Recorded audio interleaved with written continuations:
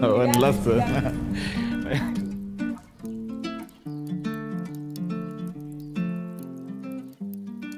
Daudi is a village boy who came to Nairobi to find himself, and then got intertwined with his passion and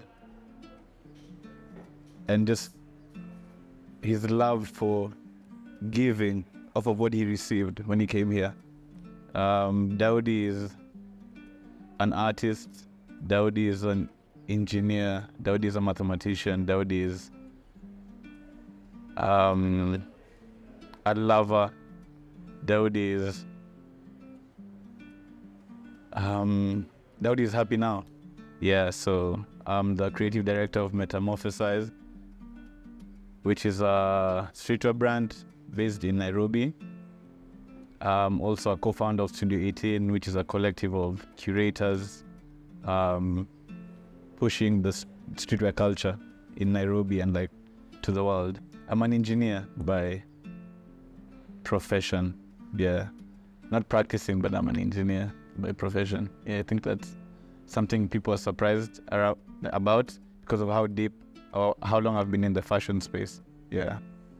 If you are to sum up your personality in 2 words, what words would they be and why?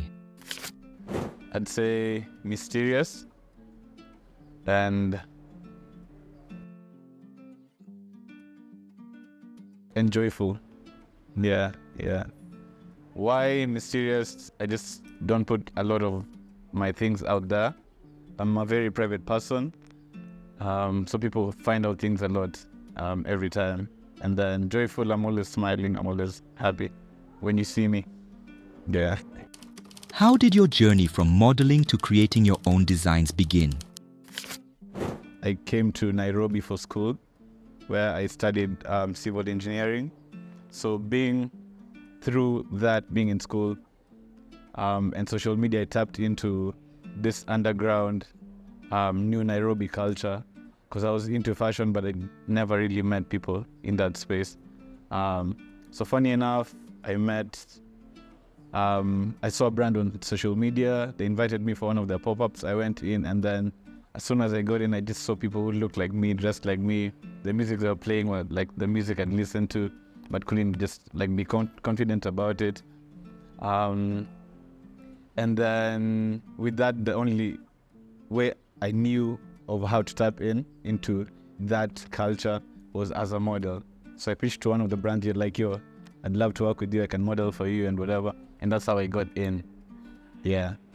From that, I got to work with different stylists. I got better and better at what I was doing at that time. But deep inside, I was like very into fashion. I just didn't know I wanted to make clothes, So with time, I got to be like, okay, let me try and make something. I feel like there's a gap. I enjoy wearing a lot of streetwear, but like the brands that were there were quite few. So there was a bit of a gap. Tried to do a few things. Guys liked what I did from the start. So that's how I got into the fashion thing, yeah.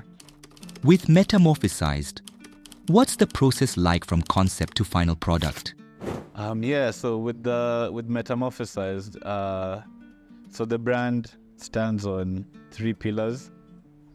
We have like craftsmanship, community, and storytelling. So even with our collections, we try to tell Kenyan stories of what I've experienced growing up, things I see, things I read about, just trying to tell our own story through clothing, share about something. The process of how it would start would be, I guess, just scrolling on Instagram and seeing something, like a few things. You get a spark somewhere. You remember something that it correlates with something you like. And then off of that, you just start designing. I think I used to think, I didn't know I was a creative because I would always have ideas and try to make things. But now that I understand that, like, ideas just come naturally. You never know when, you never know how. So even with like designing the clothes, it just comes something this comes to mind, and then from there, it's like a ripple effect of it. And then a collection comes up when it comes up. I don't necessarily have like a strict program around it. I make it with how I feel and what feels right, what feels right in that moment. I didn't go to school for design or anything, so I don't know how to work a machine or cut patterns or do like the nitty-gritties of it. But I do enjoy like designing, sketching. I do all my graphics, pretty much everything around the creative side of it, from conceptualizing, like shoots and everything. That's what I enjoy more. If it's for delegation, it's a struggle because I'm a person who believes like things have to be this way, and I'm not so sure if someone will be able to do them that way. But I'm easing off into it. Now I'm building a team. At least we're a few people who are working in the brand. I also have a team of the content we do, where our photographers, we have an art director as well, stylists, we have set designers that we work with. That I actually enjoy seeing people create from what I have. Yeah. What challenges have you faced in your career, and how did you overcome them?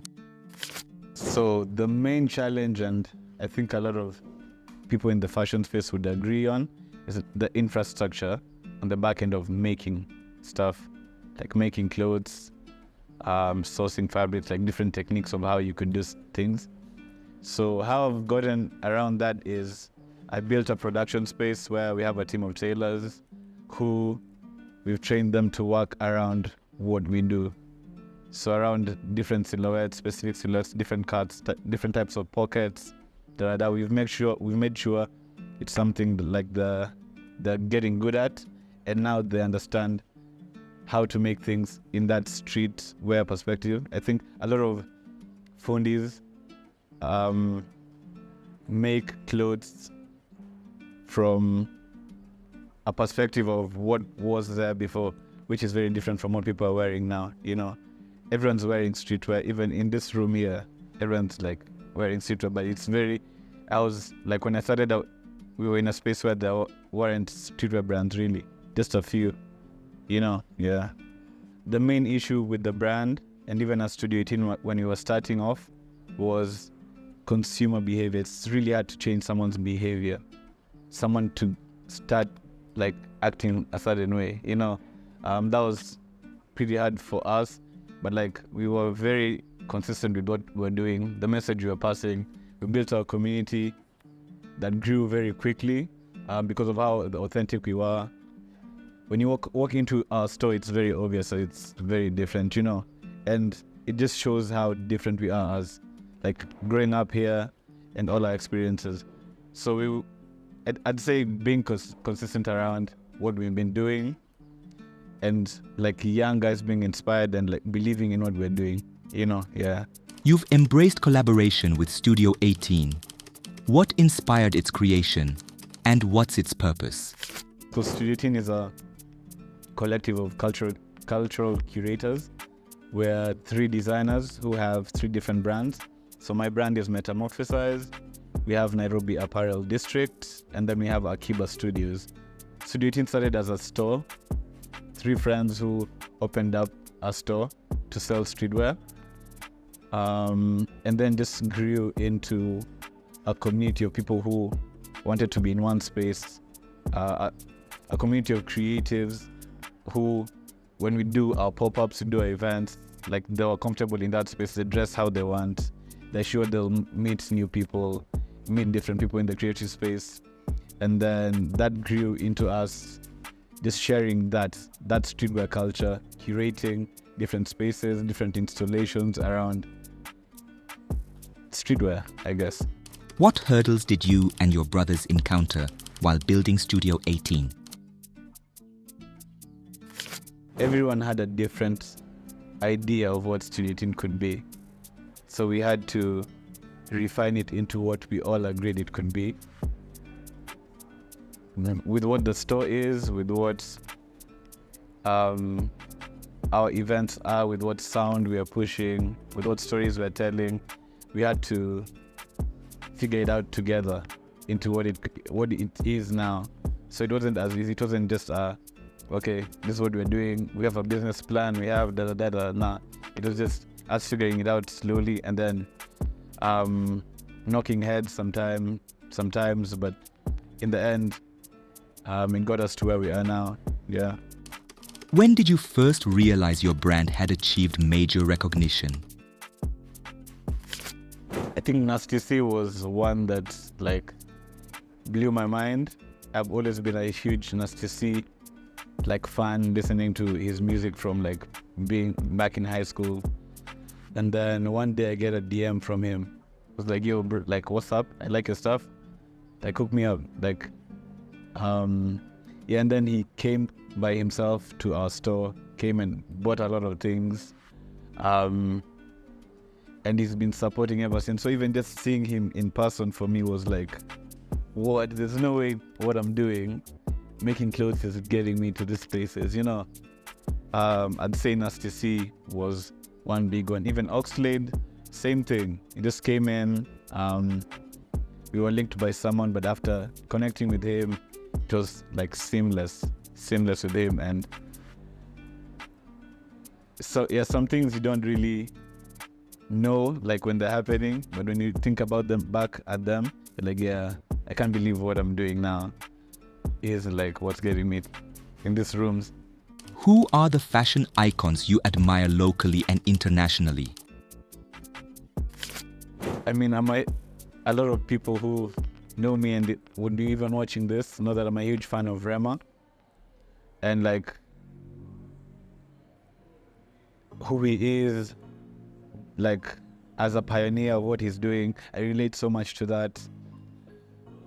What he wears, his sound, how unique it is, how different it is, and how comfortable he is being that different is something I look up to quite a bit. Fingers crossed I get to do something with him. That's for international. In Kenya, like, I don't know, I'm lucky to say that I've worked with everyone I really wanted to work with, especially with people in the music space. Sauti Sol, Ben Soul, Xenia, Karun, like everyone. So I'd say I'm lucky to have that, yeah. What does conquering Africa and the world mean to you? For me, conquering Africa would be being able to share the Kenyan or my story to the world and people relating to it. Being able to take the brand out there and having enough people consume it and enjoy what we make. I feel like what we make is pretty different because, I mean, I've grown up very differently. I've seen very different things. So being in those spaces and being able to share what we have and also consuming from what is out there and bringing it back here. Cross-pollination. Yeah, is the word. Wouldn't be the word cross-pollination. Yeah. When did you realize fashion was the thing for you? I have one core memory when I was about, I'd say 11 or 10. There's a fit I put on, which was very different, and say in that moment, you know, like I wore green trousers with orange shoes and like a white t-shirt and whatever, and like all my friends would roast me, but like I didn't understand like why they didn't see it, you know, like even when they're roasting me, I'm like, what do you mean? Like, how are you not seeing this video is fire? And like from then I've always been confident in whatever I put on, you know. I always thought I was just weird. I didn't even know. I think coming to Nairobi and is that first pop that I went to is when someone said like, yo bro, you're creative. And I was like, what? That is the word, you know. Like, I'm different, but I'm a creative, I'm something. I'm just not weird. What feeling do you hope customers experience when wearing Metamorphosized? I think the feeling of pride and confidence, pride in what the brand is, being able to resonate with the stories we share, the quality we offer with the clothing, being part of our community as well. I think those are things that I hold dear, and I feel even our current clients do feel that way around the brand. So I guess so, yeah. Why is it important for your brand to represent our culture? Even with the pieces that we've made that have been that represent what Kenya, like stories in Kenya, at first we weren't intentional about it. It was just like, yo, this t-shirt would really be fire if I did Kenya Airways, instead of Kenya Airways. But in the long run, I got to understand why that was the reason, because it's important to share what we have here to the world and like to everyone who's here.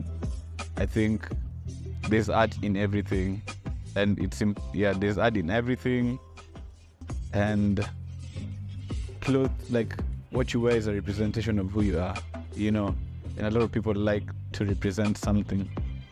So us putting it in clothes is just a way of giving back to whoever like needs that. Have you faced challenges competing with foreign designer brands and the rise of thrifting culture?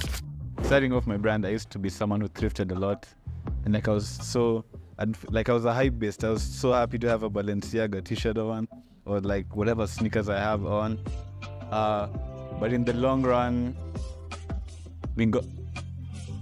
even with the brand, it was me studying myself. Why do I actually like that? Why do I value that? And I got to understand that people value a brand that shows value or gives back, or like that represents something, So with that, we've built the brand around whatever value it is now, and people feel represented with that. So now it's not so much a big of an issue now, because already the brand has value. Guys want to tap in. Someone wants to wear a t-shirt with Metamorphosized written on the back, and if someone asks them, they're even excited to say like, yo, this is a Kenyan brand, I'm glad like we've been able to make wearing Kenyan stuff cooler than even wearing whatever you thrift, yeah. How did you build a supportive creative community and gain trust despite initial resistance? I think authenticity, being authentic and being consistent. Authenticity and consistency, because like what we offer is like, if you have a brand and the stories you're sharing are Kenyan, there's a Kenyan who relates to that, So it's just around how you build the community that relates to whatever you are, and like whatever you do, how you build and how consistent you are, how often you give back to them, because people are open to receiving what feels like is theirs, So I say consistency and just being authentic, being yourself is what got me here, being myself. So I think that's what I'd tell anyone. What strategies have helped you maintain consistency, and how has it shaped your brand's growth? The number one thing that's made me stick as long as I have is my passion and love for it, which is like, it's in my core, even like I've had conversations with my partners and my friends, and I'm like, because there's so much in the back end that's not always so good, but you keep doing it and you keep learning from your mistakes. And like my only reason would be that I love it. Like I just enjoy the craft, I enjoy the community, I enjoy everything around it, So I'd say passion for sure would be like the primary thing, but also being logical around what you're passionate in. You can't eat off passion. You have to figure out the business side of things, and build a foundation around it from what you love, and then make it make sense. Daudi O made his DJ debut in 2023. What drew him to the decks? So I think I never, like I would have, if you asked me a year and a half ago if I'd ever be a DJ, it would have never crossed my mind at all. But one of my good friends. Was a teacher at DJ school. It's called Santuri, which is an electronic DJ school. So he's a client and a friend as well. Came in to the studio one day and I was like, yo, I think you'd be a good DJ with whatever you guys are doing. We have these classes going on, you can apply and whatever. And then just instinctively I was like, okay, I mean, let me just try and learn, because I'm a very curious person, you know, and very curious and very obsessive about something. So as soon as I heard about it, told me about it, I just paid for it and then went into the classes. Took about 2 months to learn it. Also, the perks of it would have been, I have my events, we curate events, so at least I have a platform that I can play, even if I'm not booked by anyone. And then as soon as I was done, as soon as I did my first gig, I just started getting calls from different people, friends who were in the space that I'm in already, and also just the different sound that I offer, you know. I keep a mantra that I always have is, like, I've grown in so many different, like, I've grown so differently. How I listen to music is so different. How I experience life is so different. So it's only right that what I give off is very different, you know. What I create is very different. Whatever I play, I can't play like someone else. I just play what I feel. And whoever is attracted to what I have is part of my community. I think that's what I had with the brand, and it's something I pushed over to being a DJ. Yeah. So DJing, it's very addictive. I can't explain it. Like, once you start, like, Nevo. Pop-ups are central to your brand. What inspired the first, and how have they evolved? When I was starting the brand with a friend of mine who's junior from Nairobi Apparel, we had a store in the CBD where we'd sell the clothes. Guys would come and pick the clothes or come and hang out with us. At least a space that, this was pre-COVID, a space that guys could come.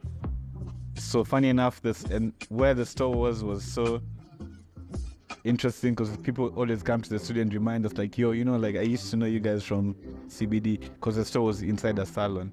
So it was like a maze. You'd have to go up a stairs, whatever, and then find the store. And the way that we wanted guys to know about the store was us doing a pop-up. So our first pop-up we ever did was in the CBD in town. And like it was something unheard of. Like, you're calling people to the CBD to come and party, and like they don't even know where the store is, like how you've curated it. So we did a few of them. We had like 60 people there. We didn't even believe it. We were like, into the CBD, guys are getting jobs. They can't even park a car anywhere, you know, coming to chill with us and like buy clothes and support and do whatever. And then COVID struck, we had to take a pause on that. Then as COVID started ending in early 2021, we went to one of these events. It's called it happens at Kuona. And then while we're at Kuona, we see there's a free store space there.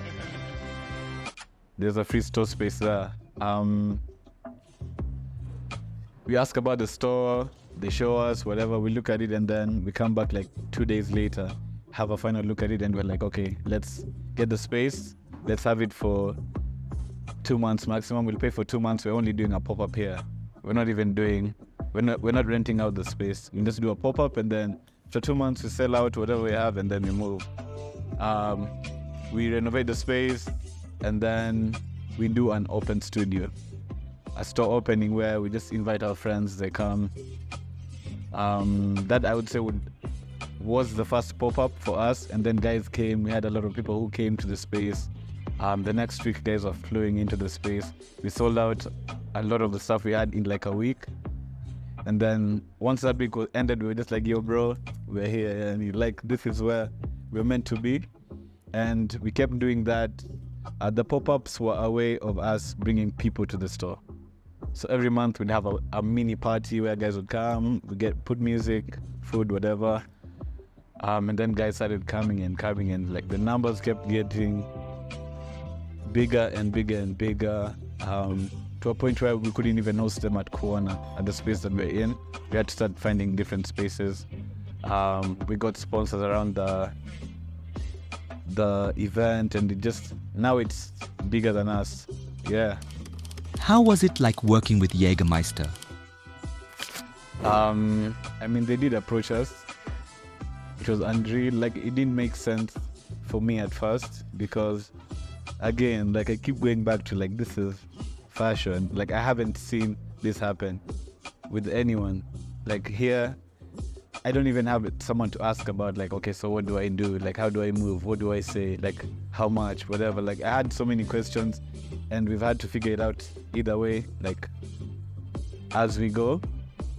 But, like, it was a really good feeling to have, like, people believe in what we're doing enough to put some money into it and build what we have. Because even with the pop-ups and, like, the streetwear culture, it's something that's it's very important to, like, the culture in general, like in Nairobi. It's something that's very important to everyone. It's a space where people know they'll come, they'll be safe, they'll dress how they want, they'll meet their friends there, they'll get inspired. There's so many brands that have come up off of that. Even with the people we've worked with and been able to, because now the pop-up is bigger. We host like 12 brands in one pop-up, and every year we get more and more brands, and it's sustainable now. Like, the community supports what's in the community. So it's a good feeling, like, being able to do that, and having that much impact in something that wasn't to actually become something. Yeah. What would you say has been your biggest W and biggest L so far?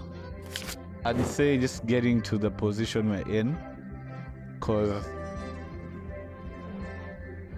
I do feel like we're pioneers in this space, so being able to break these doors, because we have broken a lot of doors, and being in a position where, like, we're able to talk, like, we have some, like, our word is hard in certain rooms, like, being able to do that for me is a big win. Having the community we have is a big win. I don't even ever, I never know how to explain it, having people open to coming and experiencing whatever you're doing at any point and, like, enjoying it, something that was just in my head, trying to think of whatever and having a lot of people relate to it. I think that's very beautiful. I mean, there's quite a few deals that we haven't gotten for reasons that were out of our control. I don't know if I can talk, I don't think I can talk about them, but yeah. I don't think I can really talk about them, but it's something we've learned from, and we're building onto that. Yeah. How do you tackle resource and infrastructure challenges without compromising your vision or quality? The infrastructure thing was quite a problem in the beginning of starting the brand, because we're, like, our perspective has always been we're competing on a global scale, and every time you go on social media, you see brands are able to do crazy things on fabrics, like use different techniques. They have different equipments that they're working with. So you can't compete with someone like that when you just have a sewing machine, But that mindset changed really quickly once we understood that whatever is making us so different is whatever is going to build whatever we have, So most times, even like when you work in the studio, you find you're working with different fabrics sourced from different places, and trying to make what we have, not necessarily even fabrics from clothes fabrics. We use furniture fabrics, we use curtain fabrics, we use whatever we can get our hands on and make it into something. So I'd say that's how we're working around it, but how, what could help or what could change would be better production spaces that allow for younger brands to be able to do something, better equipment in these spaces, but the ability to I'd say the access to different types of fabrics or different techniques. If we would get, if we're not the people who are going to do it, if we'd get people who could do it, that would be really helpful to whatever we are building now. Like I'm a person who really believes in building what's behind me. So even with the younger brands that are coming up, we do work with quite a few brands at my production space. And if you had a lot more of that, like it would be easily accessible to everyone, because I feel like now it's very hard for some. Like the thought of starting a brand is like where do I even start, so being able to create a space where it's accessible to whoever and they're able to actually just think big and make whatever is in their minds. How has collaborating with Studio 18 strengthened your brand while keeping your unique identity? I think it's very obvious that everyone you see walking around is wearing different brands everywhere, from head to toe, a different t-shirt, different pair of pants, different shoes. So, like, nothing's ever stopped someone from buying something that's different from another, just because they love this brand. That's something we understood a long time ago as friends. And it's something we've just tried to make people understand as well. Like it's not that crazy. Like even if we're doing an event and we have 15 brands here, everyone's going to eat, everyone's going to go home with something, and like we've proven it with whatever we've been doing. Like it's fact, like we've made it a proven fact that working together is better off than not working at all. Yeah. What strategies help you save costs? And which part of production do you always prioritize? I think from the production aspect of things would be every single step in the production. So the fabrics we source, we don't like source imported fabric or whatever. We go to local markets and figure out what's there and then see how we can work around that. Most of us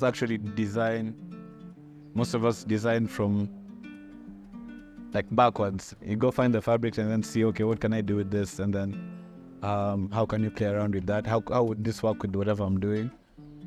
So the fabrics, also the production spaces we work with, having our own production space has helped cut on a lot of costs, a lot of logistical costs of moving around. Also have our production space next to our studio. That's made things a lot easier.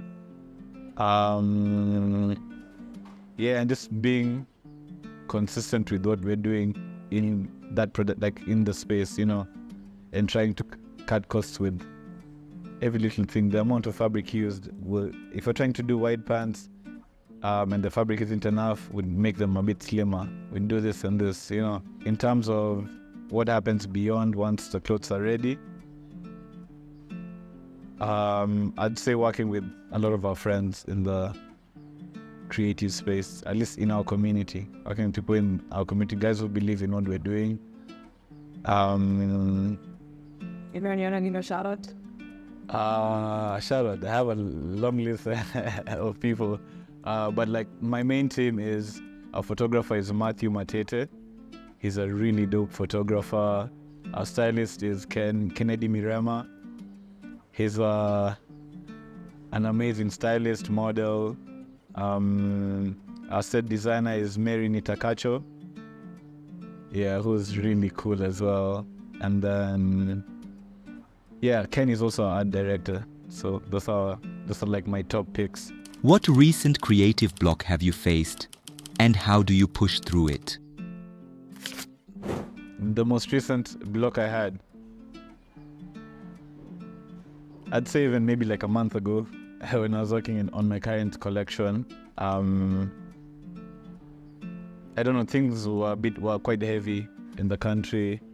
So at least they were heavy to the heart and to the mind as well.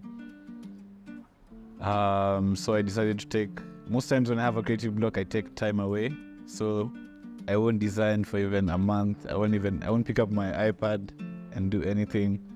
Just live life, do the things I love doing.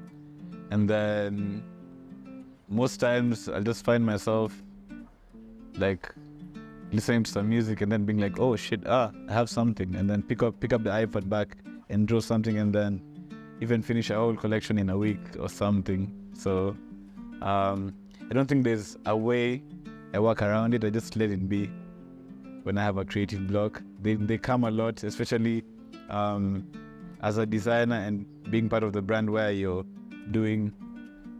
part of almost every process of it. So you have to think and create for months and months. It's going to be there, so I just let it be, and try and find my way in the best way I can. Just naturally do whatever I do. For streetwear enthusiasts, what would you say is an absolute must-have in their wardrobe? So my rule when I'm dressing up is like a rule of threes. So I'll make sure my fit has 3 like primary pieces, So being able to have a nice boxy t-shirt, white or black, or both if you can. Black trousers, black white trousers, never had anybody. And then a nice overshirt or a nice jacket. I enjoy very natural colors. Natural colors is like whatever is in nature. Like lavender, you can see like a jacaranda tree. Green, browns, blacks, blues, like the sky. You can never go wrong with that, so yeah. Did anything you learn in school help your career, or was it all self-taught? Yeah, I'd say quite a lot, especially with the brand. With Metamorphosized, I think in the beginning I didn't understand why. Like I liked a lot of symmetry, the cuts, the silhouette. Like I look at the numbers a lot when I'm making the clothes. And even when they're coming out, like the placements of everything is very calculated. That's something I learned from like me enjoying maths a lot. Like I said, I did engineering, so you can see how detailed I am in the process of making whatever I'm making, and you can see from the results how like the numbers work, on the body.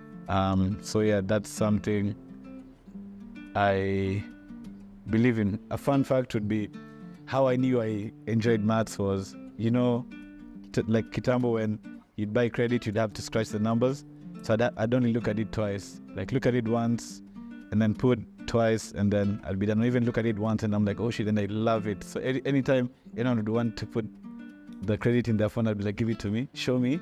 And then I'm like, put it, So I've always loved numbers, and you can see it in the clothes.